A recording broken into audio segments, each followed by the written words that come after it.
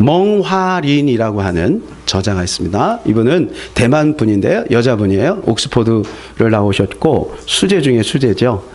이분은 행동심리학을 전공하셨습니다. 그래서 전 세계에 한 70만 명 가량 수많은 사람들이 이분을 통해서 위로를 받고 또 삶의 방향을 찾았습니다. 이분이 오래전에 이런 책을 썼어요. 10일 안에 변신하기라고 하는 책을 썼는데 여기 보면 한 예와 한 토막이 나옵니다. 핵심은 이거예요. 분명한 목표는 삶을 성공으로 이끄는 나침판이다라고 하는 것입니다. 사하라 사막 서쪽에 가면 중심이라고 하는 그러한 한글인 것 같아요. 한문인 것 같아요. 중심이라고 하는 그런 마을이 있대요. 그런데 이 마을은 레빈이라고 하는 분이 발견하기 전에는 그냥 고립되어 있는 아주 폐쇄적인 그러한 마을이었답니다. 그런데 레빈이 들어가고 이 마을이 변화되고 개혁되기 시작했대요. 레빈은 그곳에 가서 이 외부와 소통하는 방법을 그들에게 알려주기를 원했어요. 그래서 여기 뺑 둘러 사막이지만 사막 밖에도 또 다른 마을이 있고 도시가 있고 나라가 있다라고 이야기를 합니다. 그런데 그들은 계속해서 우리가 가봤는데 없던데요? 이렇게 이야기를 하는 거예요. 이유는 뭐냐면 그들이 나가서 보니까 너무 황량하지 않습니까? 그러니까 자기도 모르게 자기 마을로 그냥 돌아오는 거예요. 그리고 결론은 뭐냐? 없다. 이렇게 이제 얘기를 하는 거죠. 그래서 레빈이 한번 실험을 한번 해봤습니다. 막상 가보니까 3일 만에 다른 마을과 연결이 되는 것을 경험한 거예요. 그래서 한 청년을 데려다가 이 청년에게 먹을 것과 마실 것을 주고 그리고 이제 그냥 뒤를 쫓아갔습니다. 그 레비는 아무 말도 안 하고 쫓아갔습니다. 결국 이 청년도 그냥 빙빙빙빙 돌더니 자기 마을로 다시 이렇게 오는 것을 봐요. 그래서 그 청년을 불러서 너하고 나하고 뭐가 다른지를 설명한 거예요. 너는 그냥 무작정 느끼는 대로 갔지만 나는 북극성을 보고 갔다. 너도 북극성을 보고 가면 분명히 네가 원하는 목적지에 다다를 수 있단다. 이렇게 이야기를 했어요. 그래서 이 청년이 이제 북극성을 보고 그 자리를 탈출을 하고 또 다른 마을을 개척해서 그 마을에서 이 청년이 죽은 다음에 기념해서 동상을 세웠는데 그 밑에 이런 글이 써 있었다고 합니다. 새로운 인생은 방향을 찾음으로써 시작된다. 다시 한번요. 새로운 인생은 방향을 찾음으로써 시작된다. 예, 잘하셨습니다. 역시 우리 성도들은 똑똑해요. 여러분, 우리 인생에 어떻게 보면 계속 반복되는 것 같아요. 1월, 12월, 봄, 여름, 가을, 겨울. 이렇게 계속 반복되는 것 같지만 여러분, 전에도 제가 말씀드렸지만 기독교의 역사가는요, 반복되는 것이 아닙니다. 지금 종말을 향해서 가고 있는 거예요. 창세기 1장 1절에서 시작된 역사가 계시록 22장까지 그대로 일직선으로 좀 가고 있는 거죠. 종말을 향해서 가고 있다는 거예요. 그럼 우리는 그 어느 지점인가 있는 거죠. 역사적인 종말도 있지만 개인적인 종말도 다 있지 않겠습니까? 그렇기 때문에 한 해 한 해가 우리에게는 너무나도 소중한 시간들입니다. 그런데 여러분, 마음에 영적인 북극성이 없다면 계속해서 자기가 원하는 것을 다람쥐 쳇바퀴 돌듯이 반복할 수밖에 없는 거죠. 작년 같은 오늘, 올해 같은 내년, 이게 계속해서 반복이 되면 여러분 어떻게 되겠습니까? 하나님 우리에게 시간을 주셨어요. 제가 전에 시간에 대해서 말씀을 드렸는데 그 시간은 우리 모두에게 달란트입니다. 근데 하나님은 그 달란트에 대해서 분명히 하나님은 물어보시는 거예요. 너 달란트 얼마나 남겼느냐. 그래서 우리가 여러분 올 한 해 분명한 목적이 있어야 됩니다. 비전이 있어야 되는 거예요. 꿈이 있어야 되는 거죠. 여러분 가정 안에서 개인적으로 공동체 안에서 여러분 분명한 목적과 비전이 있어야 되겠습니다. 이제 희망찬 2020년이 막 시작을 했습니다. 아직까지 여러분 비전을 세우지 않으신 분들이 있다면 여러분 이번 주에 한번 그냥 A4 용지 이렇게 보고 그냥 끄적끄적 한번 적어보세요. 거기에 하나님께서 함께 하셔서 놀라운 인사이트와 또 충분한 믿음의 비전을 우리에게 주실 줄로 믿습니다. 오늘 본문에 저는 기드온을 보면서 제 마음에 희망이 생겼어요. 왜냐하면 기드온 같은 사람을 하나님이 쓰셨다면 저와 우리 성도들은 넉넉히 쓰겠구나, 그런 생각이 들었습니다. 여러분, 기드온이 어떤 사람인가요?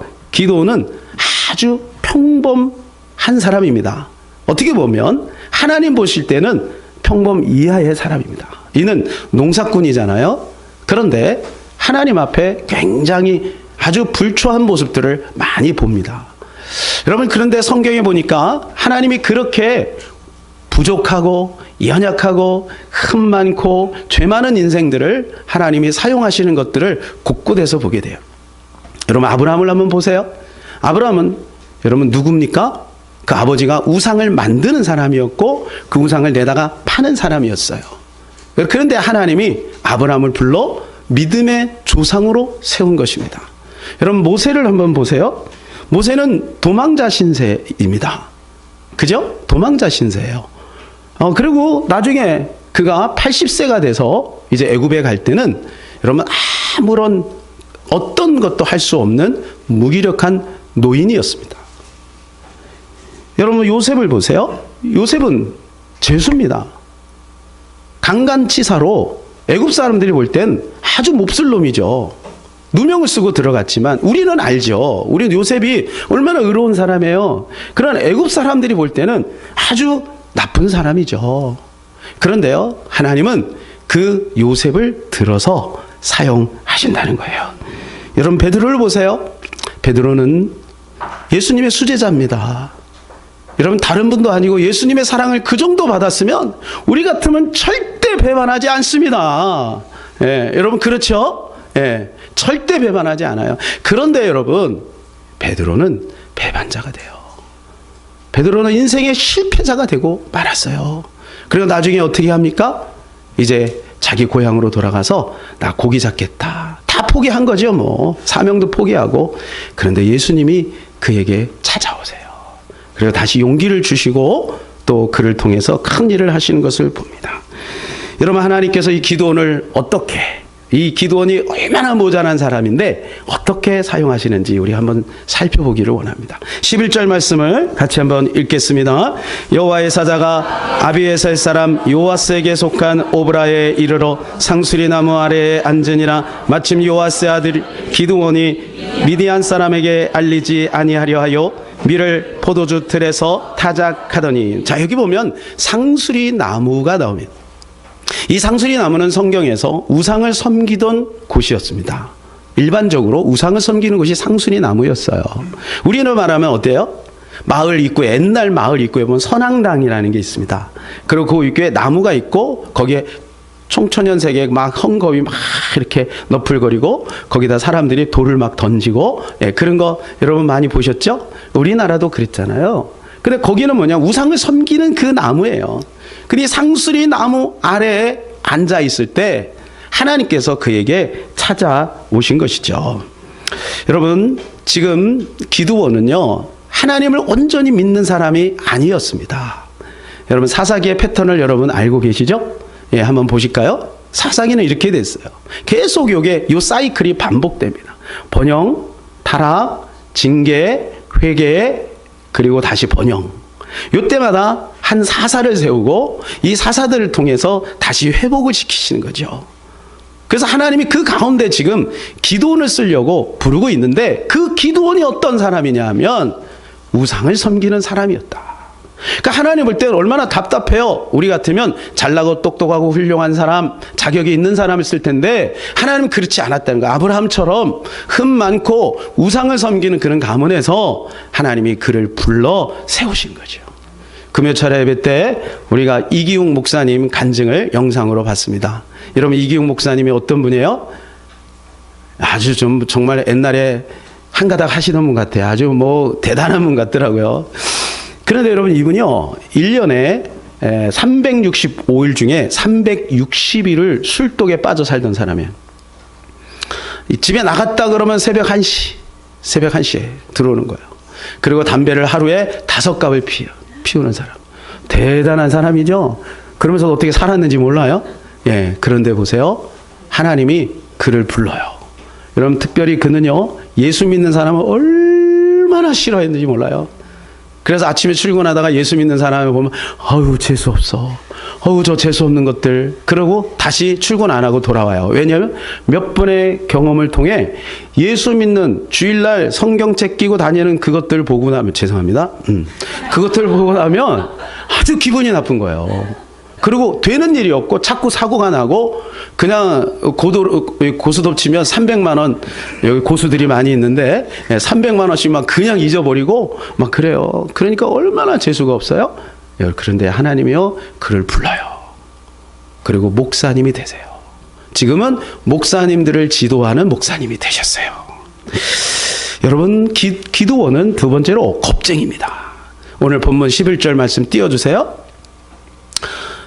그가 지금 어디에서 여러분 밀을 타작하고 있습니까? 포도주 틀에서 타작하고 있어요.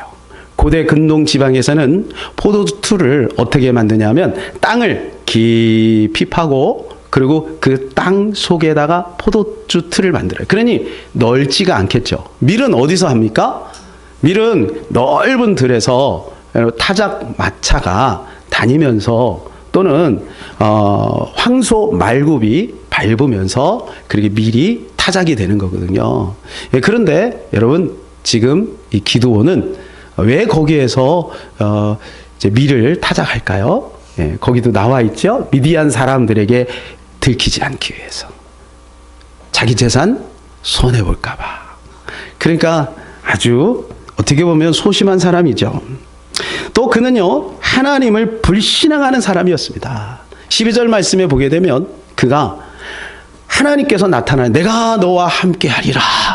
여러분, 하나님이 나타나셔서 그 정도 말씀하시면 우리는 아멘 하잖아요. 그런데 기드온은요, 무슨 말입니까? 함께 하는데 이 모양입니까? 하면서 막 불평을 막 쏟아놓습니다. 13절 같이 읽을까요? 시작.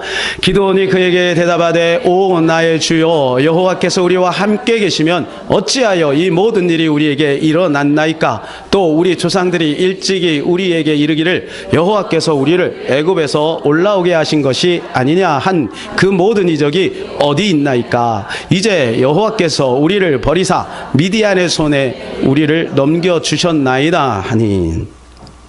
불만이 가득 차 있죠. 하나님을 향하고 삿대질을 했는지도 몰라요. 말도 안 되는 얘기를 하고 계십니다. 뭔 임마누엘입니까? 예수님이 임마누엘이면 왜 나에게 이런 일이 벌어집니까? 고통을 이해하지 못하는 거예요. 오늘날 많은 사람들이요, 예수를 믿다가 자기에게 당해지는 고통을 이해하지 못해서 교회를 떠나는 사람들이 굉장히 많습니다. 특별히 여러분, 지식층들이 많이 그래요.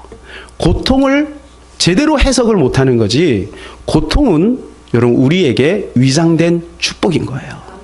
근데 그것을 경험하지 못하니까 하나님이 살아계시면 왜 우리한테 이런 일, 해피는 왜 우리 가정에, 이렇게 원망을 하는 거예요. 기드온이 그랬다는 거죠. 또 오늘날 많은 사람들이 사회 부조리를 보면서 하나님이 공의의 하나님이라며, 그런데 왜 사회가 이렇게 부조리하냐, 전 세계적으로 그런 일들이 얼마나 많이 생깁니까? 그런 것을 보면서 불만을 터뜨리는 사람들이 있어요. 여러분, 스티브 잡스 알죠? 스티브 잡스에 대해서 제가 지난번에 말씀을 드렸어요. 그래서 제가 인터넷 찾아보고 가장 어린 나이에 스티브 잡스를 이렇게 찾았습니다. 한번 보여주세요. 제일 어리더라고요. 더 이상은 더 어린 모습이 없어요.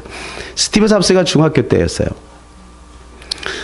뭔가 사회 부조리가 있는데 하나님이 계시다고 하니까 못마땅한 거예요. 그래서 목사님에게 찾아갑니다. 잡지를 하나 뒤에다 숨기고 목사님께 질문을 던지죠. 목사님, 하나님이 살아계신가요? 그럼 하나님이 살아계시지. 그럼 하나님이 우리의 모든 것들을 다 알고 계신가요? 그럼 다 알고 계시지. 그런데 왜 이런 일이 벌어집니까? 하면서 아프리카에서 굶어 죽어가는 아이들의 사진을 그 잡지에 표지에 있는 걸 그렇게 탁 제시를 하는 거예요. 여러분, 스티브 잡스는 이게 이해가 되지 않는 거죠. 그리고 결국은 교회를 떠나는 거예요. 예. 여러분, 우리는 알죠. 우리 성도들은 알죠. 하나님 왜 그렇게 고통을 역사 속에서 1차, 2차 세계대전, 6.25, 일제 36년 이런 것들이 왜 왔는지 우리는 알죠. 여러분, 고통이라고 하는 것은 그냥 우연하게 생기는 것이 아니에요. 그것은 창세기 3장의 문제 아니겠습니까? 죄로 인하여 역사 속에 계속 소용돌이를 치는 그 고통의 흔적들이 있게 되고, 하나님이 기가 막히게 그걸 통해 오히려 일하심으로 믿는 사람들을 세워나가시는 거죠. 근데 이것이 이해가 안 되는 거예요. 그러니까 여러분, 기도원이 그게 이해가 안 되는 거죠. 그래가지고요, 있는데 하나님께서요, 그럼에도 불구하고 기드온에게 이렇게 말씀을 하세요. 14절 시작. 여호와께서 그를 향하여 이르시되 너는 가서 이 너의 힘으로 이스라엘을 미디안 손에서 구원하라. 내가 너를 보낸 것이 아니냐 하시니라. 여러분, 기드온을 믿어준 거죠. 사랑하는 여러분, 오늘도 하나님은 우리를 믿어주는 줄로 믿습니다. 너밖에 없다. 비록 너가 평범하고 죄 많고 연약하지만 너밖에 없다. 세상에는 네피림, 잘나고 똑똑하고 권력 있고 힘 있고 돈 있고 잘생기고, 여러분 그런 사람들이 많지만 나는 너희에게 소망이 있다. 여러분, 이 사실을 주님의 음성으로 들으시기를 축원합니다. 하나님 우리에게 소망을 두고 있는 줄로 믿습니다. 이 시대 크리스찬들에게 소망을 두고 있는 줄로 믿습니다. 여러분, 이 이야기를 들은 기드온 좀 보세요. 또 대듭니다. 15절이요. 그러나 기드온이 그에게 대답하되 오 주여, 내가 무엇으로 이스라엘을 구원하리까? 보소서, 나의 집은 므낫세 중에 극히 약하고 나는 내 아버지 집에서 가장 작으니이다 하니. 또 대드는 거예요. 하나님 무슨 말이에요? 나는 약해요. 나는 못해요. 모태신앙도 아닌데 못해요. 이렇게 얘기를 하는 거예요.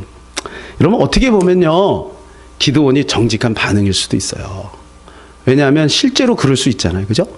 아니면 자기가 그렇게 느끼는 것일 수도 있겠죠. 때로는요, 어제는 그렇게 뭔가 자신감이 있었는데 오늘은 왜 이렇게 내가 초라한지 몰라. 그럴 때 있잖아요.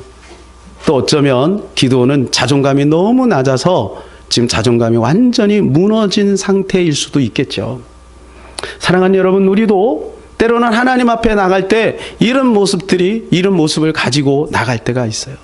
나 같은 자가 뭘, 나같이 모자란 자가 뭘, 여러분 이런 마음이 우리의 마음속에 생길 때도 있다는 것이죠. 사랑하는 여러분, 그럼에도 불구하고 하나님께서는 오늘 우리를 통해서 놀라운 일을 준비하고 있음을 기억해야 될 것입니다. 여러분, 이 기드온이 왜 이런 말을 했을까요? 그것은 자기 자신에게 집중했기 때문에 그렇습니다. 여러분, 우리 자신에게 집중하면 두 가지 현상이 생기는데, 하나는 교만이고 하나는 열등감입니다. 이건 똑같은 거예요. 동전의 양면이에요. 여러분, 지극히 열등감을 갖는 것도 나에게 집중하는 것이고요, 막 그냥 내 마음이 막 이렇게 막 붕 뜨는 것도, 그것도 나에게 집중하는 거예요. 우리가 하나님께 집중하면 어떻게 될까요? 그거는 무조건 감사하는 거죠. 주님이 하셨습니다. 그리고 우리는 부족하지만 해보겠습니다. 도전할 수 있는 것이죠. 왜? 힘의 원천이 하나님께 있으니까. 여호와는 나의 힘이시오. 오직 여호와를 앙망한 자는 새 힘을 얻으리니. 여러분, 하나님은 우리에게 힘을 주시는 분이니까 우리가 그분을 바라보면 용기가 생기는 것 아니겠습니까? 성경에 보면 이와 비슷한 생각을 가지고 있는 사람이 있었습니다. 그분이 모세죠. 여러분, 모세는요, 젊은 청년 시절 그는 대단한 위치에 왕국에서 왕자로 있었어요. 그 정도 권력이면 자기 나름대로 여러분 자기 민족을 살릴 수 있는 마음이 생길 수 있겠죠. 근데 하나님 그걸 기뻐하지 않아요. 그 애굽 사람을 그냥 쳐서 죽이고 나니까 이것 때문에 광야로 쫓겨납니다. 누구에게 집중한 거예요? 하나님의 때를 못 보고 자기 자신을 본 거예요. 내가 할 수 있다. 여러분, 내가 할 수 있다 하는 순간 그때부터 좌절이 오고, 여러분 우리 마음에 굉장히 많은 갈등이 오게 되는 것이죠. 그리고 이제 40년이 지났잖아요. 하나님 40년을 기다렸어요. 이제 철이 좀 들래나? 그러고 이제 80세가 됐어요. 그리고 모세를 부르죠. 모세야, 애굽으로 가서 좀 내일 좀 해라. 이스라엘 백성을 좀 구원해 줄래? 그랬더니 모세가 뭐래요? 여기도 마찬가지 모태신앙이에요. 못해요. 나는 혀가 짧아요. 나는 말을 못해요. 나 같은 사람이 뭘 하겠어요? 이렇게 이야기를 하는 거예요. 그러니까 여러분, 이렇게 말하면 괜찮은 건가요? 어떤 사람은 그걸 겸손이라고 하는데 절대 그렇지 않습니다. 그것은 겸손이 아니에요. 왜요? 자기에게 집중하고 있는 것이기 때문에 그것은 교만인 거예요. 여러분, 그래서 하나님을 바라보면 부족하지만 한번 해보겠습니다, 이런 마음이 생기는 것이죠. 여러분, 모세가 결국 어떻게 됐어요? 하나님이 그를 죽이려고 하는 거예요. 여러분 아시죠? 하나님 모세를 죽이래요. 지혜로운 아내 십보라가 어떻게 해서 여긴 피의 남편이다 이렇게 해갖고 여러분 가까스로 모면하죠. 여러분 이제 2020년도 내년에 다음 주에 일꾼을 이제 세울 겁니다. 할렐루야. 이제 어떻게 반응하셔야 되는지 아시겠죠? 네. 지금만 없는 게 아니라 일부 예배 때도 없더라고요. 여러분, 우리는 부족해요.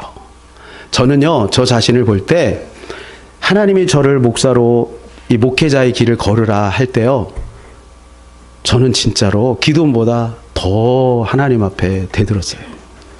제 자신을 볼 때 내가 어떻게 목회자가 돼요? 하나님, 말도 안 됩니다. 내 친구 똑똑하고 공부 잘하고 훌륭하고 잘생기고 키 크고 그렇다고 다 내가 부족하다는 건 아니고 그런 사람이 얼마나 많은데 하필이면 나 같은 사람을 하나님 나도요 육사 가서요 장군 되고 싶어요.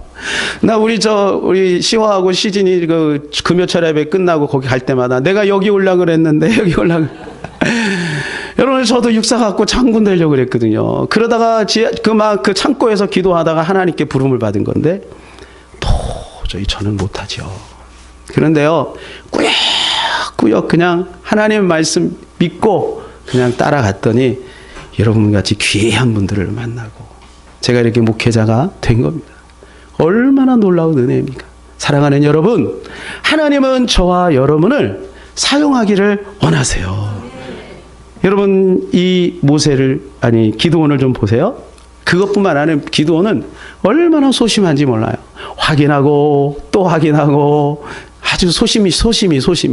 예? 보세요. 17절 이하를 보면 그가 뭐라고 얘기를 하냐면 내가 표징을 보기를 원합니다. 이렇게 얘기를 해요. 표징. 예, 그래갖고 자기가 염소 새끼를 잡고 그다음 무화과를 굽고 국을 만들어서 그 아까 상수리 나무 밑에 있는 큰 바위에다가 거기다가 그걸 붓습니다.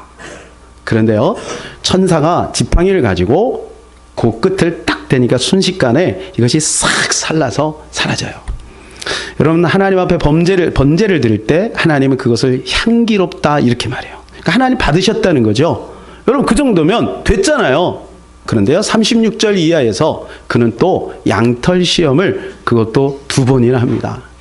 처음에 양털 시험은 하나님, 제가 자고 일어나면 양털만 이슬이 있고 나머지는 마른 땅이 되게 해주세요. 그리고 자고 일어나니까 너무 신기한 거예요. 그렇게 돼 있어요. 그 정도면 됐지. 하나님, 한 번만 더 시험할게요. 이번에는 반대. 양털은 뽀송뽀송하고 나머지만 이슬이 있게 해주세요. 이렇게 했더니 그 다음날 그대로 됐어요. 그리고 나서 이제 기드온이 정신 차린 거죠. 아, 그렇구나. 사랑하는 여러분, 저와 여러분이 그래요. 얼마나 잽니까? 얼마나 확인합니까? 예? 제가 이번에 플로잉 하시는 어떤 집사님 간증을 들어보니까 자꾸 비가 오게 해야 돼. 비가 와라. 그 주일마다 자꾸 비가 오는 거야. 나중에 보니까 주일날 잘 비가 안 왔거든요. 근데 그 양반 때문에 비가 온 거야. 자꾸 그냥 비가 오게 해달라고. 이제 그만하셔야 돼요. 이제 이 정도 됐으면 2번 했잖아요. 그러면 됐잖아. 감동 주시면 믿음으로 여러분 실행에 옮겨보시기를 바랍니다.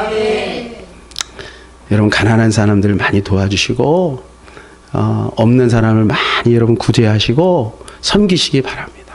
하나님 반드시 갚아 주시는 것입니다. 네.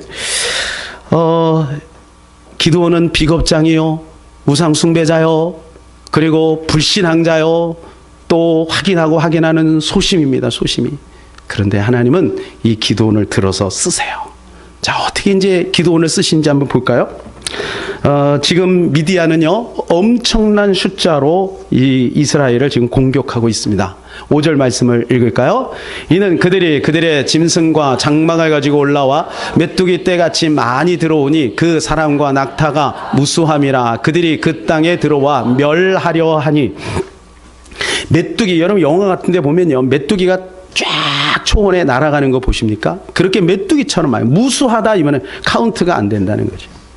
여러분 미디안은 유목민이에요. 조금씩 뭉쳐 다니면 적의 침략을 받으니까 미디안은 아예 그냥 무수한 무리가 떼지어서 다니는 거예요.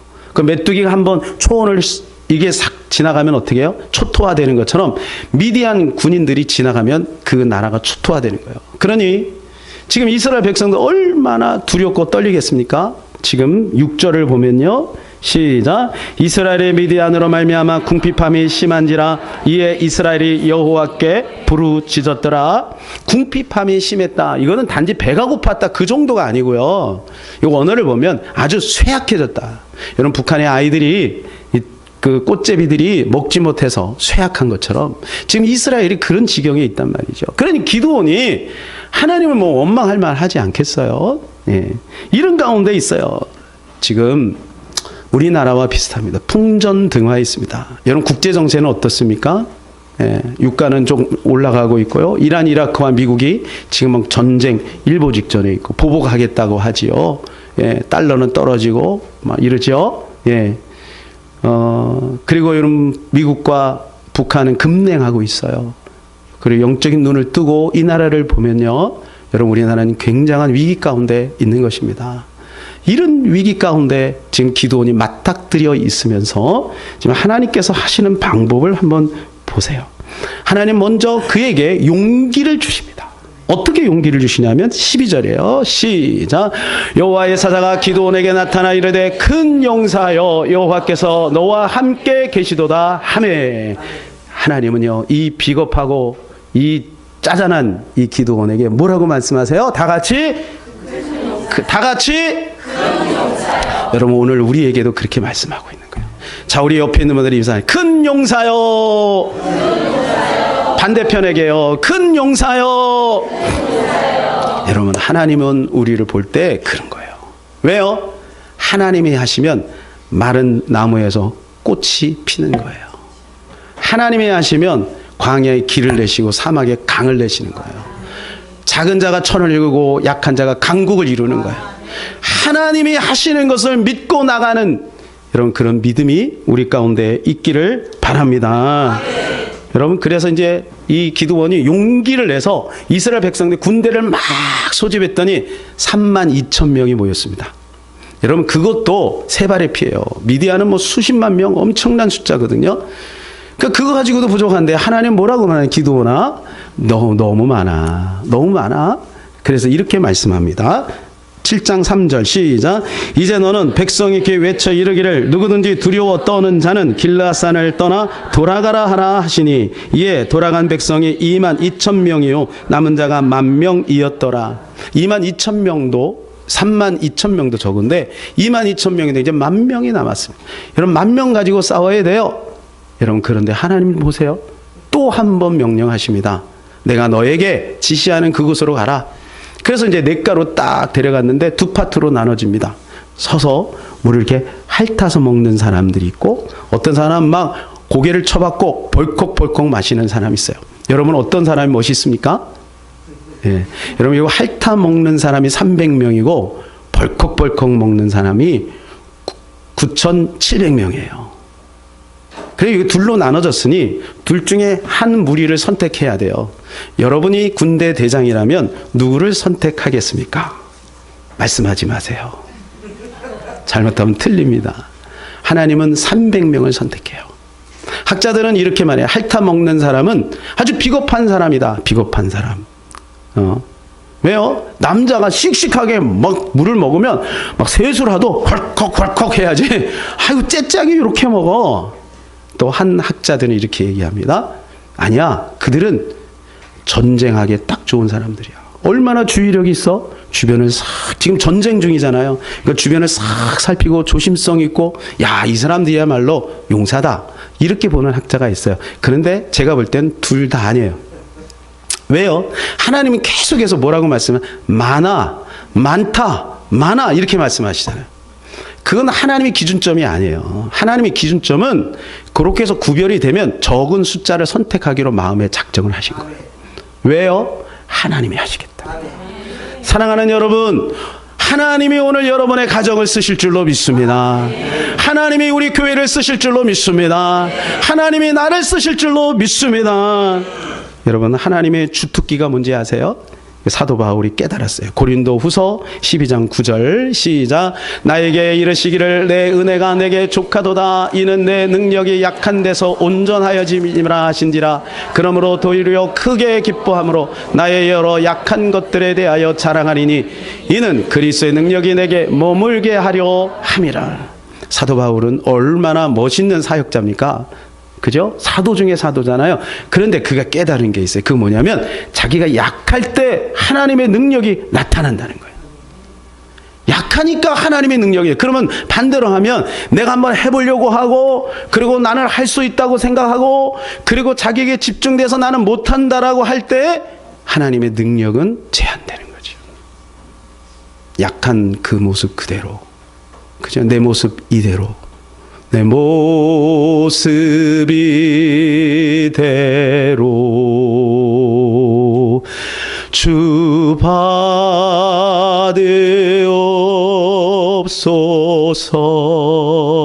받으옵소서. 사랑하는 여러분, 우리 연약한 모습 그대로 주님 앞에 나가면 하나님의 역사는 나타나게 되어 있는 줄로 믿습니다.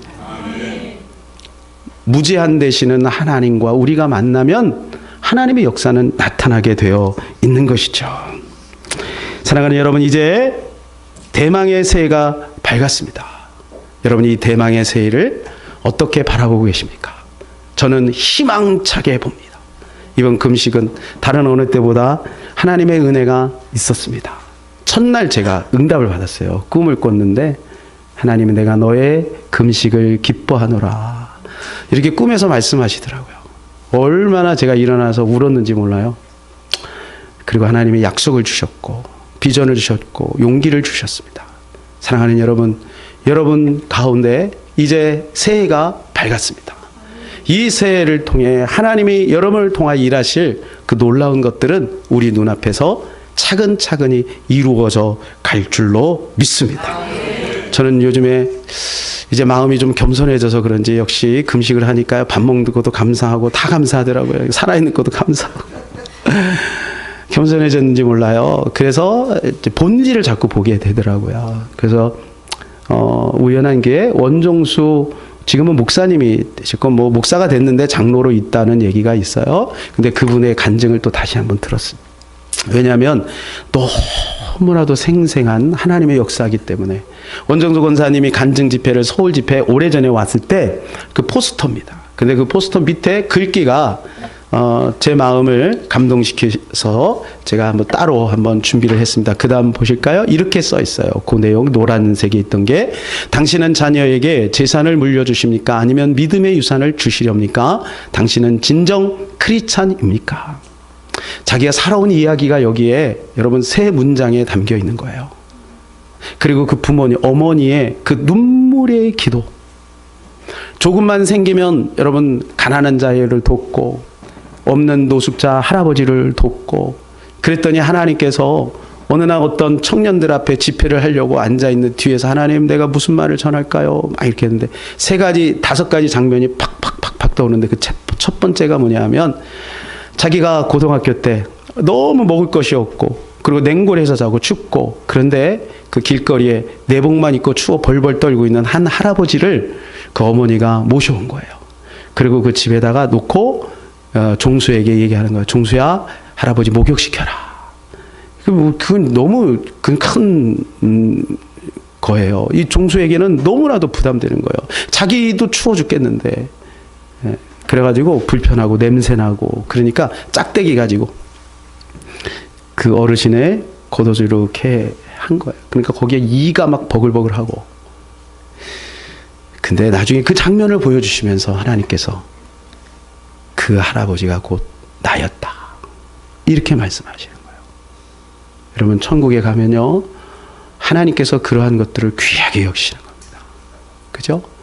여러분이 이 원종수, 이 권사님이라고 할게요. 이 원종수 권사님은요, 미국에 이제 건너가서 이제 의사가 됐어요. 의사가 됐는데 하나님께서 축복을 해주셨어요. 그래갖고 연봉이 얼마냐면 $40만. 40만 달러면 얼마예요? 4억 6,700만 원. 제가 계산해 보니까 4억 6,700. 여러분 연봉을 한 6억씩 받고 계시죠? 여러분 그 연봉을 받는데 너무 바쁘죠. 닥터가 너무 바쁘잖아요. 그러니까 자기가 평생 하던 새벽 예배가 지장이 생기는 거예요. 자꾸 못 가게 되는 거예요.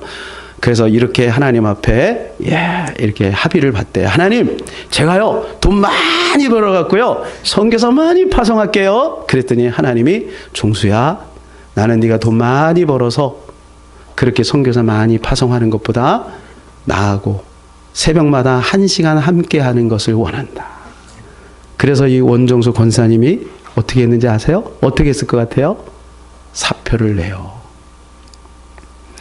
여러분 원정수 권사님의 간증을 들어보면 여러분 얼마나 놀라운, 정말 인간으로 이해가 되지 않는 그런 내용이 있어요. 그건 여러분 아시죠? 이게 그냥 이분은 그냥 기도만 한 거예요. 너무 먹을 게 없으니까. 그러니까 집은 춥죠? 먹을 거 없죠? 그러면 교회 가면 조금 먹을 것도 있죠? 그리고 이제 온기도 좀 있죠? 사람들이 모이고 있으니까. 그 마룻바닥에서 그냥 철야를 계속 한 거예요. 그래서 한 달 동안 철야를 하고 새벽에 이제 4시에 새벽 예배 드리고 그리고 이제 오는 거예요. 그러니까 공부가 되겠어요? 그렇게 한 달을 하고 났는데 새벽에 하나님이 나타나는 거예요. 종수야, 종수야, 내가 너에게 무엇을 해주기를 원하느냐. 그때 제일 먼저 생각난 게 뭘까요? 돈이에요, 돈. 근데 그때만이라 돈에서는 큰일 날 뻔했어. 왜냐하면 자기는 그때 제일 큰 돈이 10만 원인 줄 알았대. 그럼 10만 원만 달랑 생겼을 거야. 근데 주일학교 때 선생님이 솔로몬이 지혜를 구했더니 부귀영화가 함께 왔다는 게 딱 생각이 난 거야. 그래서 지혜를 주세요. 그랬대요.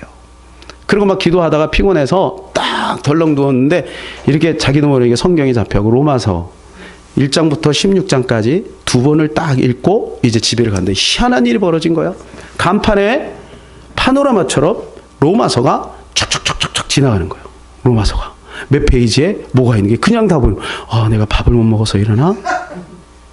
학교 선생님이 이제 면담을 하고 너는 호르몬이를 키우는데 이렇게 공부를 안 해서 420명 중에 350등. 고3. 불가능하죠. 어떻게 대학을 가겠어요? 예, 그래서 정신 차리고 공부를 했는데 희한한 건 2번만 읽으면 몇 페이지에 몇째 줄이 다 보이는 거예요, 그게.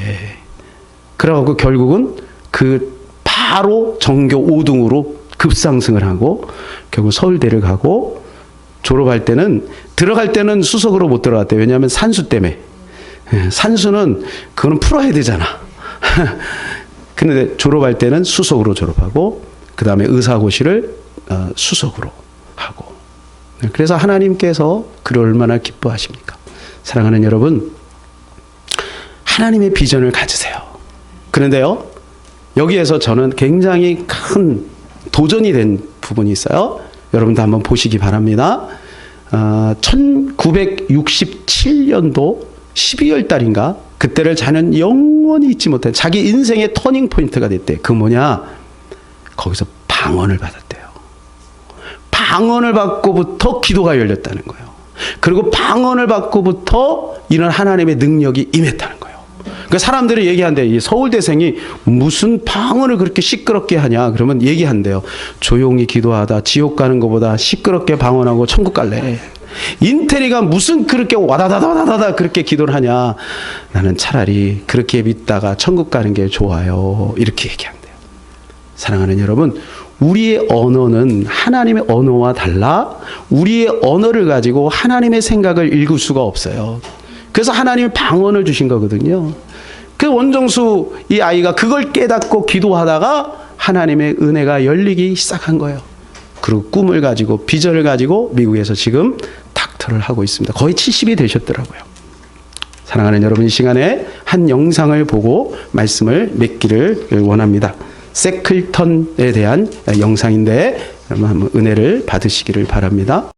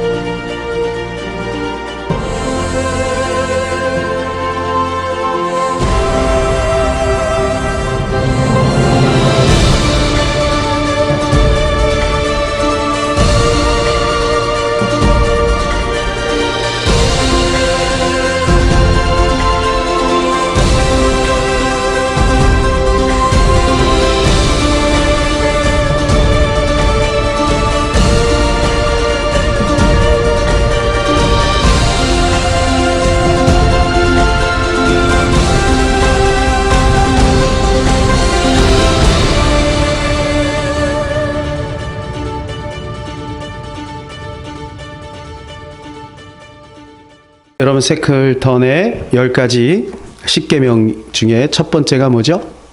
긍정적인 목표를 세워라 라고 하는 것입니다. 여러분, 목표가 분명해야 하는 것이죠. 저는 이 영상을 보면서 문득 이런 생각이 들었습니다. 우리 모든 성도들을 제가 하는 것은 아니지만 우리 모두가 지도자가 되는, 리더들이 되는 모든 분들과 함께 천국으로 인도하는 것이다. 구원을 하게 하는 것이다. 이것이 우리의 목표인 줄로 믿습니다.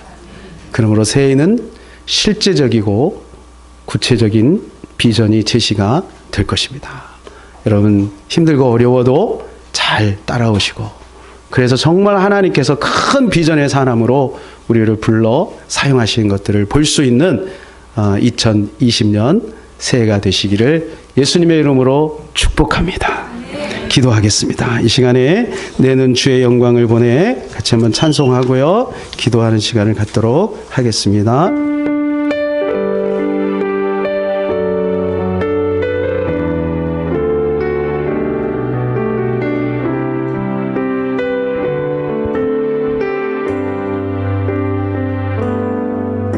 내는 주의 영광을 보내 우리 가운데 계신 주님,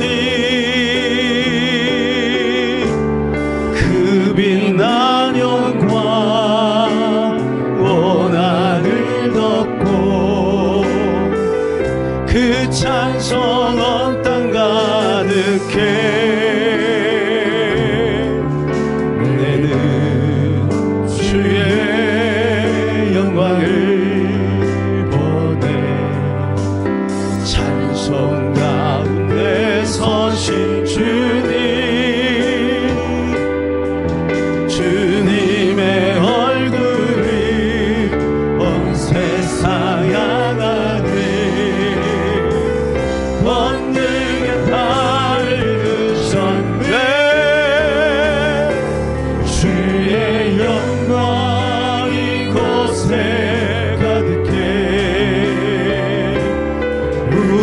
선의 주님과 함께